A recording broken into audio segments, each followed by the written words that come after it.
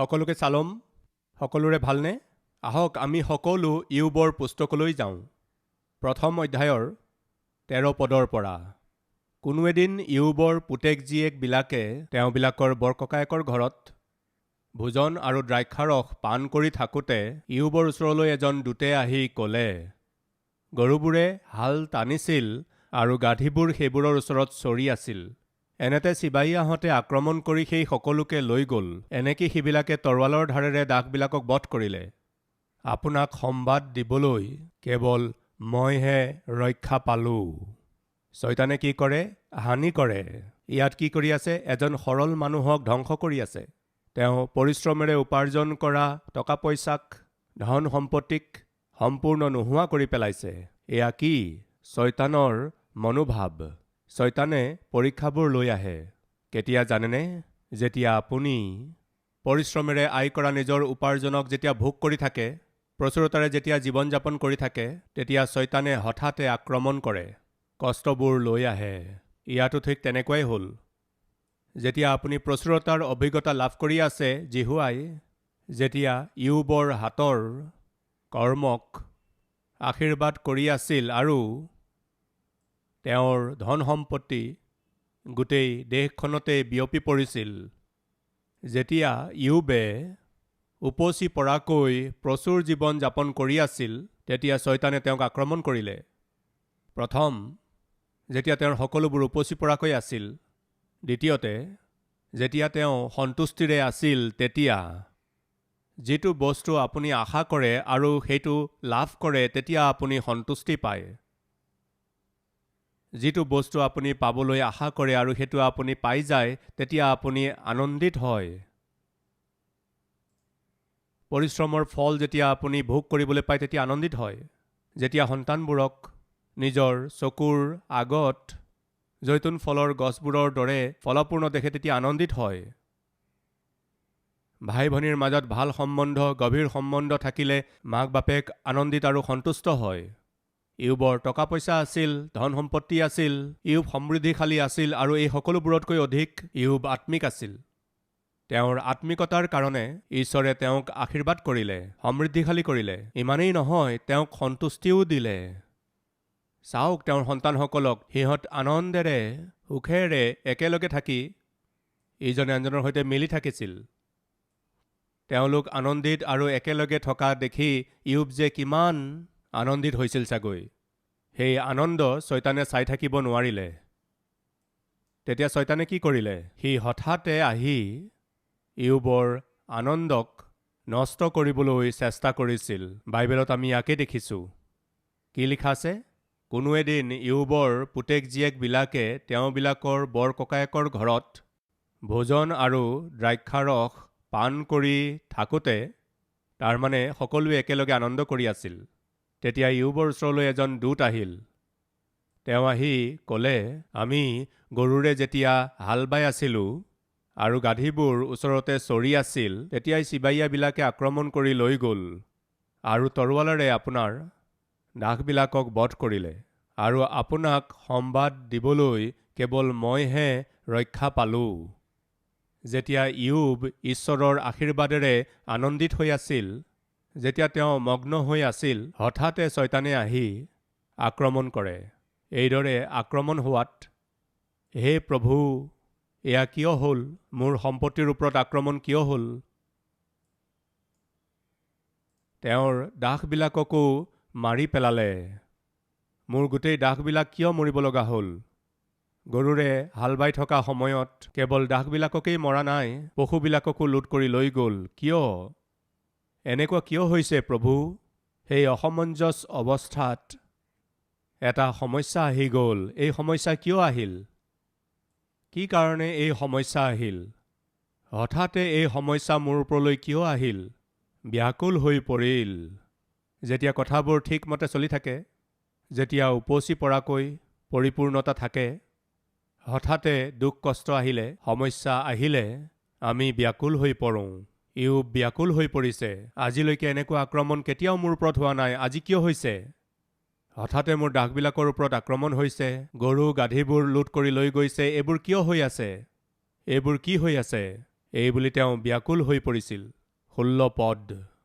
সি কৈ থাকোঁতেই আৰু এটাই আহি ক'লে, আকাশৰ পৰা ঈশ্বৰৰ অগ্নি পৰি দাসে সৈতে মেৰৰ জাকক দগ্ধ কৰি সেইবোৰক গ্ৰাস কৰিলে।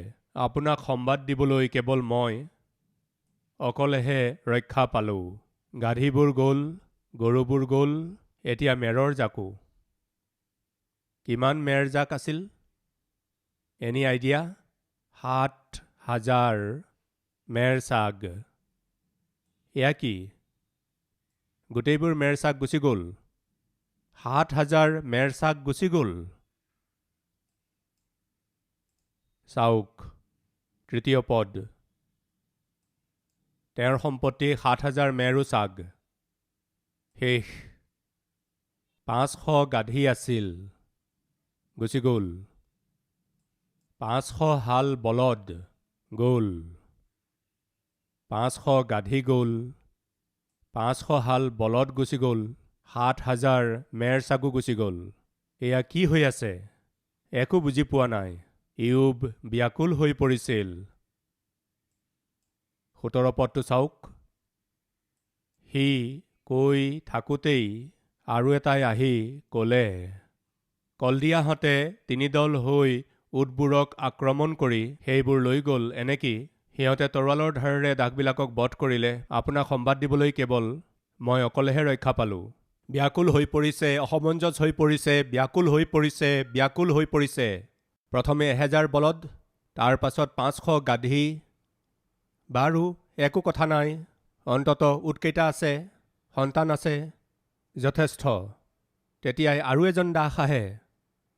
আপোনাৰ সকলো মেৰ চাগ আৰু সেইবোৰ চৰাই থকাসকল পুৰি দগ্ধ হ'ল। মেৰ চাগ, 7,000 মেৰ চাগ। 7,000 মেৰ চাগ চৰাবলৈ হ'লে কিমান মানুহ লাগিব বাৰু? এবাৰ ভাবি চাওকচোন, কমটো নহ'ব। বলদবোৰ গ'ল, গাধীবোৰ গ'ল, মেৰ চাগবোৰ গ'ল। হ'ব, যাব দিয়া, উটটো আছে। 3,000 উট বাকী আছে। এইদৰে ভাবি আছিলহে, কি হৈ আছিল একো বুজিয়ে পোৱা নাছিল। চাওক 17 পদ। সি কৈ থাকোঁতেই আৰু এটাই আহি ক'লে, কলদিয়াহঁতে 3 দল হৈ উটবোৰক আক্ৰমণ কৰি সেইবোৰ লৈ গ'ল এনেকি? সিহঁতে তৰোৱালৰ ধাৰেৰে দাসবিলাকক বধ কৰিলে। গোটেই উটবোৰো গুচি গ'ল। হয়, উটবোৰো গ'ল। কাম কৰাবিলাকক মাৰি পেলালে। সেই কালত মানুহৰ সম্পত্তি তেওঁলোকৰ পশুৰ সংখ্যাৰ ওপৰত ভিত্তি কৰি গণ্য কৰা হৈছিল। আজিকালি গাঁওবোৰত মাটি বাৰীৰ পৰিমাণৰ ওপৰত ভিত্তি কৰি গণ্য কৰা হয়। কিমান খেতি মাটি আছে সেই ব্যক্তিজনৰ, সেই মানুহজনৰ কিমান মাটি আছে? 100 হেক্টৰমান হ'ব। বা 100 হেক্টৰ, হয়তো 50 হেক্টৰ। 50 হেক্টৰ। গতিকে সম্পত্তি মাটিৰ ভিত্তিত গণ্য কৰা হয়। আকৌ আপুনি যেতিয়া চহৰলৈ আহে, ইয়াত কিহৰ ওপৰত গণ্য কৰা হয়? তেওঁলোকৰ ঘৰ ক'ত আছে? বাঞ্জাৰা হিলছ। বাঞ্জাৰা হিলছত ঘৰ আছে।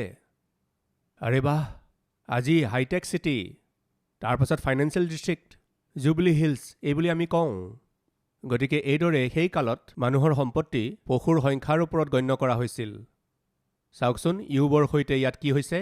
500 যোৰা বলদ গ'ল, 500 গাধী গুচি গ'ল, 7,000 মেৰ চাগু গ'ল। এই সকলোবোৰতকৈ মূল্যৱান আছিল উট।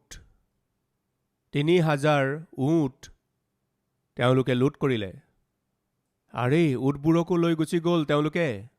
হয়, লৈ গ'ল। কাম কৰা সকলোকে মাৰি পেলালে। ইয়াত এটা কথাৰ ওপৰত আপুনি মন কৰিছেনে বাৰু? ইয়ুবৰ দাসবিলাকক মাৰি পেলোৱা গৈছিল একেদিনাই। হাল জোতাবিলাকক মাৰি পেলালে, গাধী চৰাওঁতাবিলাক মৰি গ'ল, মেৰচাক চৰোৱাবিলাকো মৰি গ'ল, উটবোৰ চৰাই থকা সকলকো মাৰি পেলালে আৰু উটবোৰ সিহঁতে লগত লৈ গ'ল। এবাৰ ভাবি চাওকচোন ইয়ুবৰ অৱস্থাটো। কিন্তু ইয়ুবৰ এটা আশা আছিল। বলদবোৰ গ'লে যাওক, গাধীবোৰ গ'লে যাওক, মেৰচাক গ'লেও যাওক, উট গ'লেও যাওক। মোৰ সন্তানকেইটা মোলৈ যথেষ্ট। তেওঁলোকক দিয়াই জীয়াই থাকিম। সকলোবোৰ পৰিশ্ৰমেৰে আৰ্জিছিলোঁ, পুনৰাই পৰিশ্ৰম কৰিম, পুনৰাই টকা উপাৰ্জন কৰিম, পুনৰাই সম্পত্তি আৰ্জিম, নিজৰ সন্তানকেইটাৰ যত্ন ল'ম। হয়তো তেওঁ এইদৰে নিজকে এই বুলি কৈ সান্তনা দিছিল। লগতে হয়তো এই বুলি মনতে ভাবিছিলে, মোৰ ঘৰত এনেকুৱা কিয় হৈছে? তেওঁ হয়তো এই বুলি ভাবি থাকোঁতেই আন এজন সেৱকে দৌৰি দৌৰি আহিল। তেওঁক দেখিয়েই তেওঁৰ মনত হয়তো এই কথা চলি আছিল, বলদবোৰ গ'ল, গাধীবোৰ গ'ল, মেৰচাকবোৰ গ'ল, তাৰ পাছত এতিয়া উটবোৰো গ'ল। এতিয়া সেৱকজনক দেখিয়েই ইয়ুবৰ মনলৈ বুকু কঁপাই যোৱা চিন্তা এটা হয়তো আহিছিল। কি হ'ব পাৰে কওক? বলদবোৰ যাওক, গাধীবোৰ যাওক, মেৰচাক যাওক, উটবোৰ যাওক, কিন্তু মোৰ সন্তানবোৰৰ যাতে একো নহয় সেয়াই যথেষ্ট। মনতে ভাবি আছিল সন্তানবোৰৰ যাতে একো হৈ নাযায়, কিন্তু সেই সময়তেই মনৰ ভিতৰত এক ব্যাকুলতাও আছে। নাজানো কি হৈ আছে, এটা এটাকৈ মোৰ হাতৰ পৰা সকলোবোৰ ওলাই গৈ আছে। আৰে, মোৰ সন্তানবিলাককো মোৰ পৰা কাঢ়ি লোৱাটো নাযাব? এনেধৰণৰ চিন্তা হয়তো তেওঁৰ মনলৈ আহিছিল চাগৈ। এবাৰ ভাবি চাওকচোন বাপেক হিচাপে ইয়ুবৰ অৱস্থা সেই সময়ত কেনে আছিল চাগৈ। 3 অধ্যায়ৰ 25 পদ। কিয়নো মই যিহকে ভয় কৰোঁ সেয়ে মোলৈ ঘটে। পিছলৈ আহক, 1 অধ্যায় 18 পদ পঢ়িছোঁ। সি কৈ থাকোঁতেই আৰু এটাই আহি ক'লে, আপোনাৰ পুঁজিবিলাকে তেওঁবিলাকৰ বৰককায়েকৰ ঘৰত ভোজন আৰু দ্ৰাক্ষাৰস পান কৰি আছিল। এনেতে চাওক, অৰণ্যৰ সিফালৰ পৰা বৰ ধুমুহা এটা আহি ঘৰটোৰ চাৰিও চুকত লগাত সেই ডেকাবিলাকৰ ওপৰত ঘৰটো পৰিল। তাতে তেওঁবিলাকে প্ৰাণত্যাগ কৰিলে। যিটো চিন্তালৈ মই ভয় কৰি আছিলোঁ, যিটো কথালৈ মই ভয় কৰি আছিলোঁ, কি লিখা আছে? যিটো ভয়ানক কথাৰ কাৰণে মই অতিকৈ ভয় কৰি আছিলোঁ সেইটোৱেই মোলৈ আহিল। যেতিয়া বলদবোৰ গ'ল, গাধীবোৰ গ'ল, যেতিয়া মেৰজাকবোৰ গ'ল, উটবোৰ কাঢ়ি নিয়া হ'ল, তেওঁৰ অন্তৰত এটা ভয় আহি গ'ল। মোৰ সন্তানবিলাকৰতো একো হোৱা নাই। তেওঁৰ অন্তৰলৈ যি ভয় আহিছিল সেইটোৱেই তেওঁলৈ হ'ল। সাধাৰণতে আমি হিচাপ নিকাচ কৰি চাওঁ, আৰে সেইটো গ'ল, একো নহয়, এইটোতো আছে, হ'ব সেইটো আছে, এইটো গুচি গ'ল, এইদৰে আমি হিচাপ নিকাচ কৰোঁ। কিন্তু যেতিয়া ইয়ুব পৰি পৰি পৰি পৰি পৰি অন্তিম অৱস্থালৈ আহি পৰে, ইয়ুব সমৃদ্ধিশালী আছিল, ধনৱান আছিল, প্ৰতিষ্ঠিত আছিল, আত্মিক আছিল, ইয়ুব সিদ্ধ আছিল। তেওঁৰ আটাইতকৈ ডাঙৰ সম্পত্তি কি আছিল? তেওঁৰ সন্তানকেইটা। গৰ্ভফল জিহুৱাৰ পৰা অহা উপহাৰ, সকলোতকৈ ডাঙৰ সম্পত্তি, সেয়াই তেওঁৰ সম্পত্তি আছিল। ধন টকা পইচা গুচি গ'ল, একো কথা নাই, মোৰ সন্তানসকল আছে, তেওঁলোকেই মোৰ সকলো। এটা এটাকৈ তেওঁৰ সকলোবোৰ বস্তু যেতিয়া কাঢ়ি নিয়া হৈছিল, তেতিয়া এটা ভয় তেওঁৰ অন্তৰলৈ আহিছিল, আৰে মোৰ সন্তানবিলাকৰতো একো হোৱা নাই। তেওঁৰ অন্তৰলৈ যেতিয়া এই ভয়টো আহিল, তেওঁ যিটো কথালৈ ভয় কৰিছিল সেইটোৱেই তেওঁলৈ হ'ল। কি কৰিব? টকা পইচা গ'ল, সম্পত্তিও গ'ল। এতিয়া আত্মিক অৱস্থাটো কেনেকুৱা? আত্মিক অৱস্থাটো কেনেকুৱা?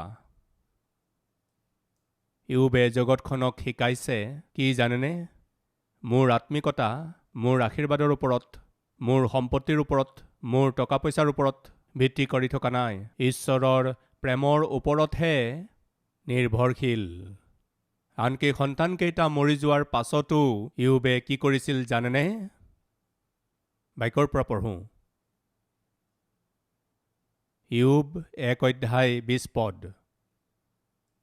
তেতিয়া ইয়ুবে উঠি নিজৰ চোলা ফালি আৰু মূৰ ঘূৰাই মাটিত পৰি প্ৰণিপাত কৰি ক'লে। আমি বাইবেলৰ পৰা বিভিন্ন প্ৰাৰ্থনাৰ বিষয়ে কথা পাতি আছোঁ। চাওক, ইয়াত ইয়ুবৰ জীৱনত তেওঁ কেনেকৈ প্ৰাৰ্থনা কৰিলে, কেতিয়া প্ৰাৰ্থনা কৰিলে, কিয় প্ৰাৰ্থনা কৰিলে, কেনেকুৱা অৱস্থাত কৰিছিল। যিটো প্ৰাৰ্থনা আমি ইয়াত দেখিবলৈ পাইছোঁ, এইটো এটা বৰ বিশেষ প্ৰাৰ্থনা, বৰ গুৰুত্বপূৰ্ণ। এটা অতি বহুমূলীয়া প্ৰাৰ্থনা হৈছে ইয়ুবৰ প্ৰাৰ্থনাটো। বলদবোৰ গ'ল, গাধীবোৰ গ'ল, মেৰজাকবোৰ গুচি গ'ল, উটবোৰো গ'ল, এতিয়া সন্তানবোৰো গ'ল। তেনেকুৱা অৱস্থাত কোনে ঈশ্বৰৰ সন্মুখলৈ আহি প্ৰাৰ্থনা কৰিব পাৰে? কোনে ঈশ্বৰৰ সন্মুখলৈ আহি ঈশ্বৰৰ সন্মুখত পৰি দণ্ডৱতে প্ৰণিপাত কৰি ঈশ্বৰৰ সন্মুখলৈ আহিব পাৰে, প্ৰাৰ্থনা কৰিব পাৰে? কিমানৰ বাবে এয়া সম্ভৱ বাৰু?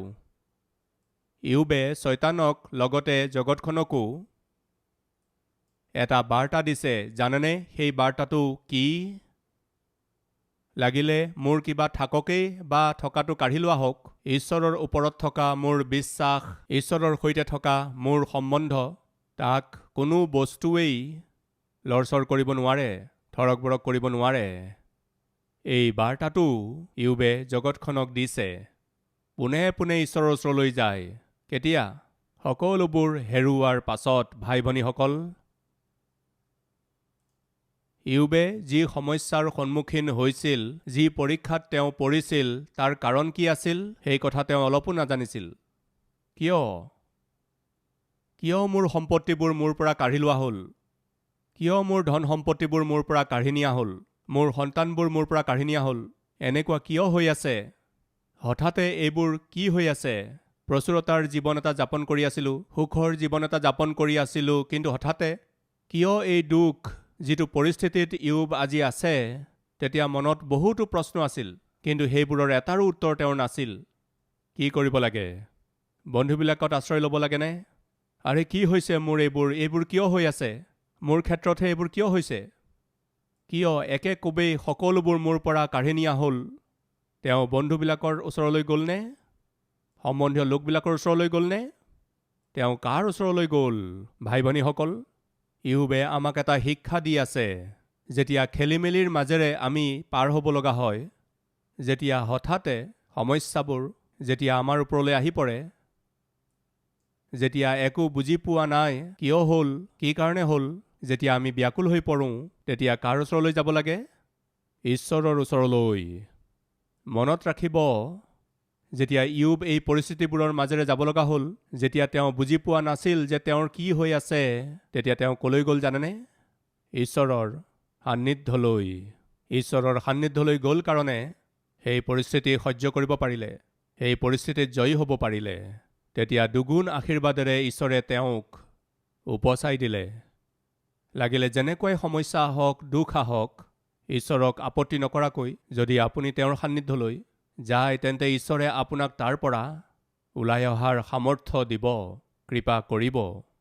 আহক আমি একেলগে প্ৰাৰ্থনা কৰোঁ।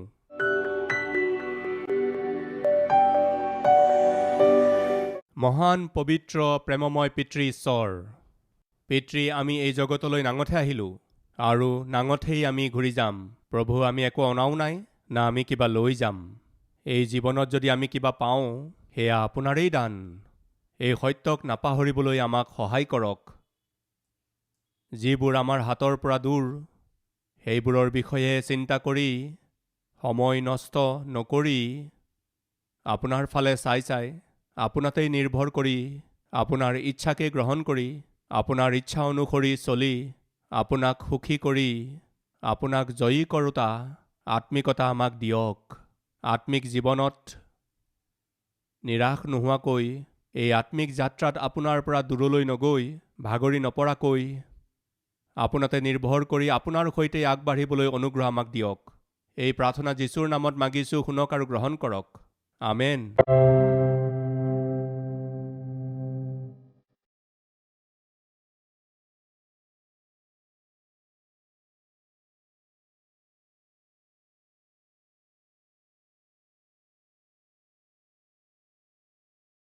हमारा address Calvary, post box number 30, Kukatpally, Hyderabad 72।